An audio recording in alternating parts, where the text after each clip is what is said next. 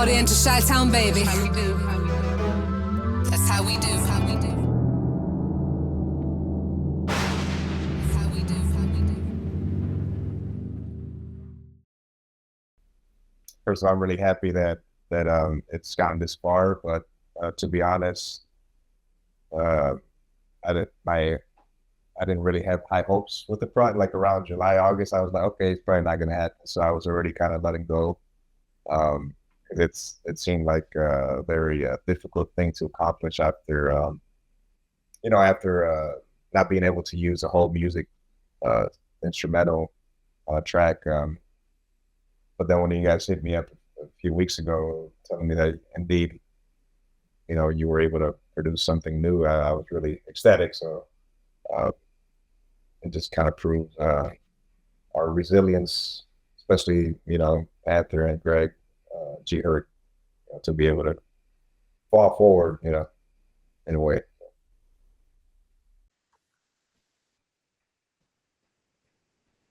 Yeah, man. Um, I don't know what to say other than I'm really glad that we're at this point. Similar to Alex, really. I so we released it, I think, 2 days before my birthday That was that or April. something like that. What, Yeah, I think was it February that we tried to I, release it? I can't even remember. it was,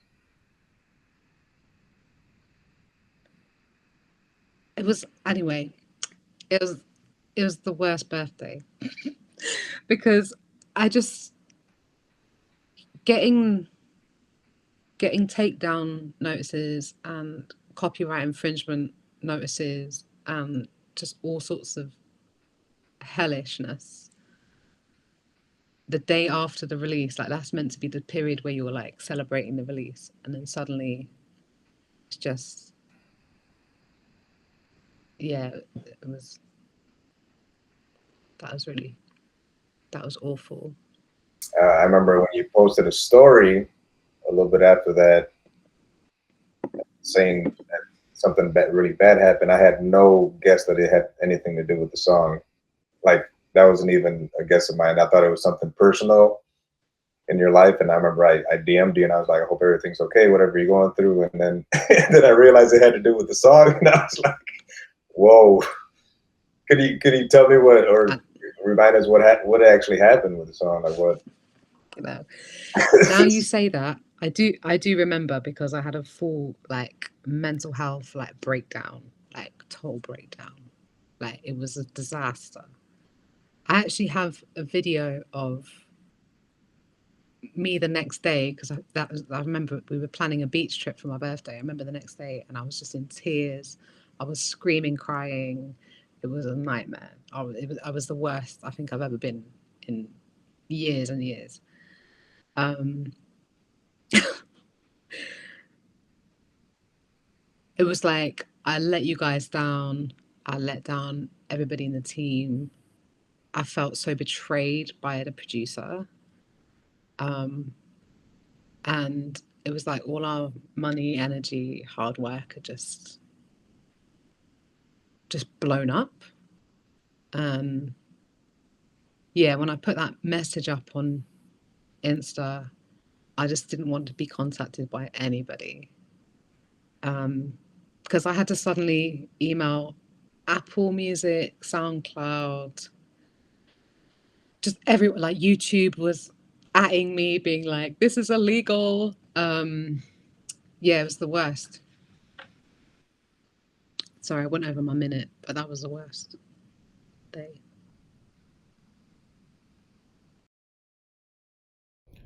Okay.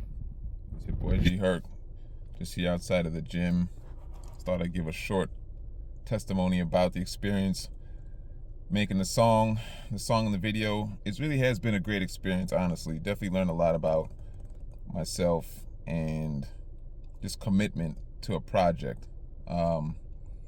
We made the song, all the correspondence back and forth, with Panther being out there in UK, me being in Chicago. It was a lot of work. It was a lot of work to get the beat and then to write the lyrics, record the song, master everything. and then get the song over to Alex, you know, just so he could put his ideas and come up with a plan for the video, recording the video, and then him doing his mastering of the video, and getting all these two projects, the song and the video, out to the public, only to learn that it's not going to work. You know, we had a hang up with the instrumental, with the rights of the instrumental. So we had to basically redo everything.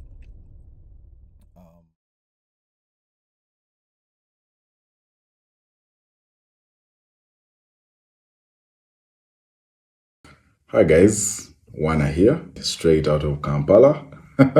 I had the super amazing opportunity of producing Lightning Bolt with NX Panther and G-Herc. Really interesting challenge that was presented to me. I think, you know, just Panther and I had this amazing way of communicating with each other. I always got what she was trying to get. So it kind of also made it easy, but this one was different. This one, you know, again, interacting with G-Herc for the first time, working with him for the first time, super amazing dude out of Chicago. Loved working with him. Look forward to working with him again. This was the third time I was working with NX Panther. Always such an honor. Always spot on, super talented. Singing, rapping, and also for me, really soaking in all these influences and cultures. G-Herc from Chicago, NX from London, and you know, sort of the influences that that they both brought on, and bring in my Ugandan Kampala mix and influence to the soup. That was really, really, really interesting.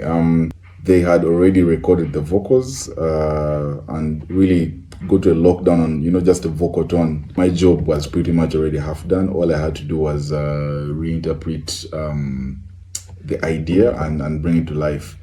You know, even the mixing process, I really loved how they were invested in the mixing process with me, and I was always happy to get feedback from them. It's never exhausting. You know, whether it's you know, what instruments to bring in, what to take out, you know, levels, tones. So, you know, working remotely is never easy. Sometimes the time differences can get in the way of the momentum. But then again, I think one thing that, you know, always stood out was just clear communication. You know, just kind of trusting each other's instincts also. G-Herc and Panther, super experienced, but you know, working with the other guys on the team, seeing the other people on the team, Alex, and the whole team on the promo. Big up to you guys, massive work. I can't imagine how hard it's been. Maybe I hope it's been fun, because it was surely fun for me. So yeah, We ran into our first hiccup with the video. Remember the dot? So I'm glad you guys forgot. I'm glad you forgot. But Oh my god. so that was the first Oh hiccup. Like there was a censor stain from the censor on a lot of majority of the footage that was outdoors, exterior shots. And I tried to hide it and stuff, but it just, I'm glad, you know, you guys weren't cool with it. So, but this, the way that we, first of all, the way you guys handled it was like very professional.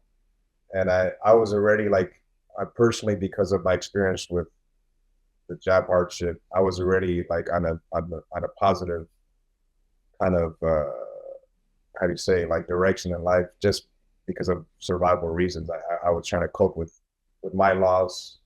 So I had already made a decision that anything I do moving forward was going to be positive and constructive, and just, you know, I had to move forward. So this was part of that. And yeah, I think you guys, maybe you guys are naturally like that, but at least for this project, you guys had that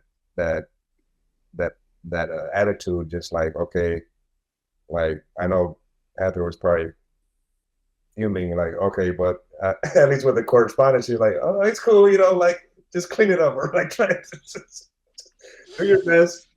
And then so I did Not it. at You all. know, I did more research and kind of learned more ways to clean it up, and it allowed me to, you know, there's a silver lining and everything. So it allowed me to learn the ways of cleaning up better.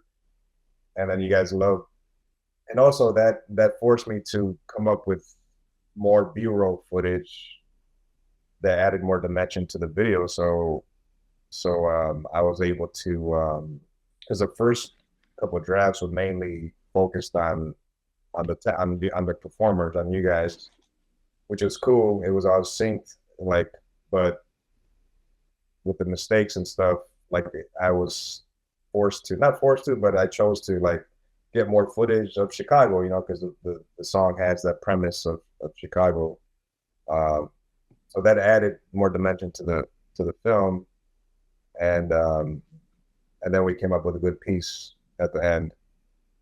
And then after that, like we had this situation, which also was you know, a bump on the road, and again, like if I'm jogging my memory, but after we had our meeting to reveal what happened, the energy was still positive. I there was some sadness, of course, but I think overall, at least our communication, the way we communicated was all positive. It was always like, hey, this is what we're gonna do next. It was constructive. Like it was like, okay, this is what happened. This is what we're gonna do. These are our options, and you guys executed it. You know, like and I had hope, like honestly, throughout the whole time. I'm like, okay, yeah, well, you know, there's that option. I mean, I don't know much about the music business as you guys do, but at least for mine, it sounded like it was doable. When I started losing hope was more like around August and stuff, and Panther was shining, doing a bunch of other stuff. I'm like, oh yeah, she's moved on. And then like, No way, man. No way. yeah, I've yeah. gone through, like, I've been in your boots before, basically, in that when something like that happens, I know how I would feel if that was me shooting the footage. So it just didn't make sense to even like lean into any other way of being other than like empathizing with you. And also just seeing how passionate you were like shooting it, and even before, like when you sent the storyboards with your parents in there, like it was just the whole thing was just, I love the storyboard so much. Shout out to Alex's mum and dad, Yeah. because you know you really like portrayed your vision so well, and your excitement and your passion, and how you yeah, just your directorial vision. So even though there was like splotches or whatever, and there were things that you could correct, you still channeled your vision through. So I never lost trust in your directing vision at all. But I hear what you say about, you know, the destiny. Like it felt like there was a finger of destiny on this one, for real. Because the thing happening, firstly with the footage, it like pushed you to go and seek more and extend what you already know. And it felt like the same for me when it came to the label stuff and just vetting producers as well. Like Bear Man would be like, "Oh yeah, I'm a beat maker, I'm a producer," but they lifted the stuff from Apple Store, or they lifted it from a sample pack, and or yeah, and so it then made me just, I literally called up all the other producers I'm working with and be like, you know that beat you sent me? Did you write that, or did you take this off Splice or some other website? Like, is it yours? Do you own it? Are you the rights holder? You know, like I just really expanded everything I thought I knew. So yeah, pushed me to be better the second time round. And of course, I'm going to call up Juana and be like, Juana, help. Um, I think the only concern was like, Greg had already done so much work on, you know, mixing the vocals, and definitely had like, you know, your like the way that you hear for things is like, I've never actually experienced that with a producer or another artist before. Even before like flying out to Chicago to make the video, me and Greg were already grinding on getting the perfect vocal takes, and I was, you know, going back and forth, and it was really amazing to have G-Herc actually listen out for the things that I could make better on my takes. So that's been really valuable for me. Definitely just learn to continue to persevere, continue to work hard and not let things completely get in the way and prevent you from achieving that goal. What more can I say? You know, right now it seems like Panther's touring, Alex is doing his thing. It's been a great project. Just wish for continued success, and what more can I say? That's about it.